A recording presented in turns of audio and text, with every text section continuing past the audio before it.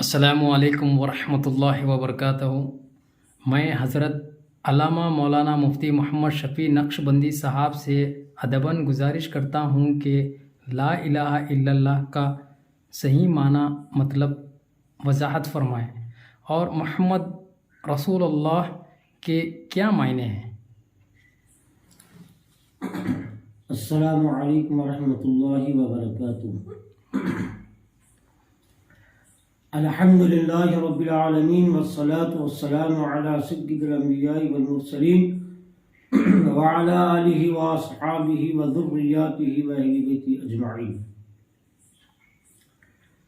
جیسا کہ ابھی سوال کیا گیا کہ لا الہ الا اللہ کی کیا معنی ہے، واقعی دیکھنے میں یہ سوال تو بالکل معمولی سا لگتا ہے، مگر یہ سوال معمولی نہیں ہے بلکہ ایک سمندر معنی رکھتا ہے۔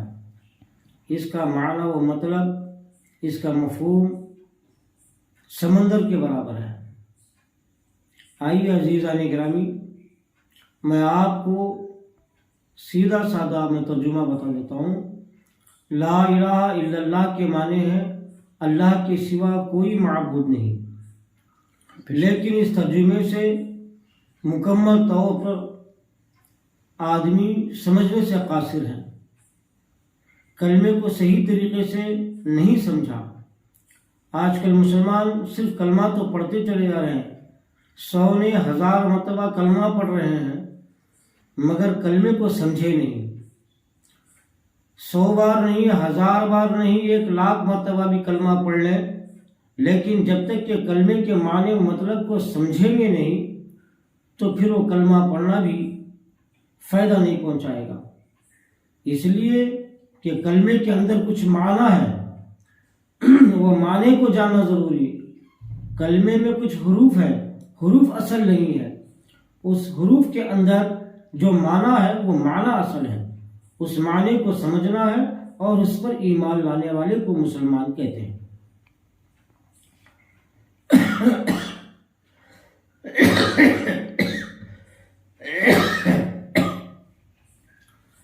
آئیے حضرات گرامی، لا الہ الا اللہ یہ کلمہ ہے۔ کلمے میں سب سے پہلے لا کا لفظ آیا ہے، لا الہ میں لا کا لفظ آیا ہے۔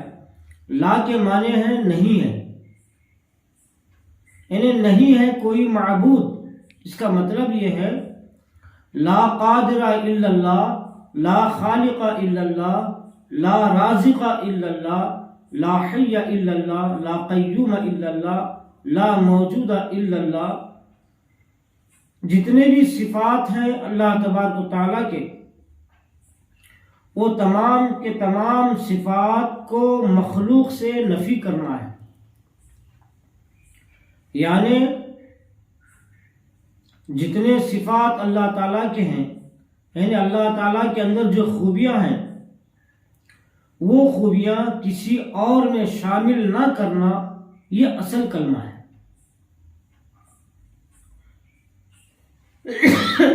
مثال کے طور پر لا الہ کا صحیح معنی یہ ہے لا قادر الا اللہ، یعنی اللہ کے اندر جو قدرت و طاقت ہے وہ کسی میں نہیں ہے، ساری قدرت و طاقت صرف اللہ کے پاس ہے۔ لا خالق الا اللہ، اللہ کے سوا اس ساری کائنات کو کوئی پیدا نہ کیا ہے اور نہ کر سکتا ہے، صرف اللہ تعالیٰ ہی پیدا کیا ہے۔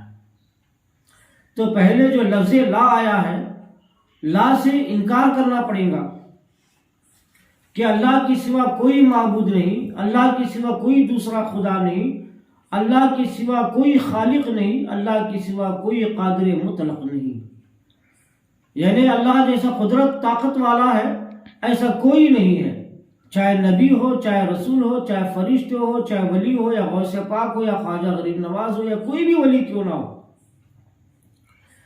کسی کے پاس ایسی طاقت نہیں ہے جیسے اللہ تعالیٰ کی طاقت ہے۔ یہ ہے لا الہ الا اللہ کا صحیح معنی مفہوم۔ اسی طرح لا رزاق الا اللہ، لا رازق الا اللہ، اللہ کے سوا کوئی رزق نہیں دے سکتا. ساری دنیا مل کر رزق دینا چاہے مگر اگر اللہ تعالیٰ دینا نہ چاہے تو پھر کوئی رزق دے نہیں سکتا. تو لفظ لا الہ میں جو لا ہے انکار کرنا پڑے گا کہ کوئی مخلوق کچھ نہیں کر سکتی. مثال کے طور پر لا ناصر الا اللہ، اللہ کے سوا کوئی مدد کرنے والا نہیں ہے. یہ نہیں ہے، یہ انکار کرنا ضروری ہے. مخلوق میں ساری دنیا مل کر، سارے اولیاء اللہ مل کر، سارے انبیاء و مرسلین مل کر، سارے رسول مل کر اگر کسی کی مدد کرنا چاہے، لیکن اگر اللہ مدد کرنا نہ چاہا تو پھر کوئی نبی، کوئی ولی، سارے انبیاء مل کر بھی کوئی مدد نہیں کر سکتے. اس لیے کہ اصل مدد تو اللہ تعالیٰ کی جانب سے ہے. جب اللہ تعالیٰ ہی اس کی مدد کرنے کا ارادہ نہیں رکھتا ہے تو پھر کوئی مخلوق اس کی مدد نہیں کر سکتا. تو یہ لا کا مطلب یہ ہے، لا الہ میں جو لا ہے تو سب سے پہلے انکار کرنا پڑے گا کہ اللہ کے سوا کوئی نہیں ہے، نہ مدد کرنے والا ہے اللہ کے سوا، یعنی اللہ کے جیسا کوئی مدد کرنے والا ہے، اور نہ کوئی اللہ کے جیسا رزق دینے والا ہے، نہ اللہ کے جیسا موجود کوئی ہے، نہ اللہ کے جیسا وجود کوئی ہے. ہر چیز کا انکار کر کے صرف اللہ تعالیٰ کا اقرار کرنا، صرف اللہ تعالیٰ کو ایک ماننا، یہ لا الہ الا اللہ کا مفہوم سمجھا جا سکتا ہے. اور محمد الرسول اللہ کے معنی یہ ہے، محمد ایک ایسے رسول کو، ایک ایسی ذات کو کہتے ہیں جن کی تعریف پہ تعریف، تعریف پہ تعریف، تعریف پہ تعریف چلتی رہے. اگر تھوڑی دیر کے لیے بھی اگر تعریف رک جائے تو پھر وہ محمد نہیں ہو سکتی. محمد اسی کو کہتے ہیں جو کنٹینیو تعریف پہ تعریف چلتی رہے، قائم رہے تا قیامت تک، جس کی تعریف ہوتی رہے اس کو محمد کہتے ہیں. سبحان اللہ. اور رسول اللہ کہتے ہیں اللہ کے رسول، یعنی ایک ایسے انسان، ایک ایسے بشر جس کو اللہ تبارک و تعالیٰ نے وحی نازل کرنے کے لیے جس کو انتخاب کر لے، یعنی جس انسان کو، جس بشر کو اللہ رب العزت اپنا کلام نازل کرنے کے لیے، اپنا فرمان نازل کرنے کے لیے، اپنا پیغام بھیجنے کے لیے، وحی نازل کرنے کے لیے جس انسان کو، جس بشر کو چن لیتا ہے تو اس کو رسول کہتے ہیں. اور رسول کا کام یہ ہوتا ہے کہ رسول پر جو اللہ کی وحی، اللہ کا پیغام، اللہ کا فرمان جب نازل ہوتا ہے تو اس اللہ کے پیغام کو بندوں تک پہنچانا، انسانوں تک پہنچانا، یہ رسول کا کام ہوتا ہے اور یہ نبی کا کام ہوتا ہے. تو محمد الرسول اللہ کا معنی یہی ہے کہ محمد صلی اللہ علیہ وسلم یہ اللہ کے بھیجے ہوئے رسول ہیں.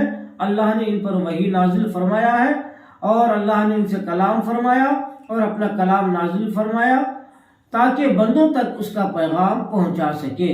اسی لیے آقا صلی اللہ علیہ وسلم کو محمد الرسول اللہ کہا گیا ہے. السلام علیکم ورحمۃ اللہ وبرکاتہ.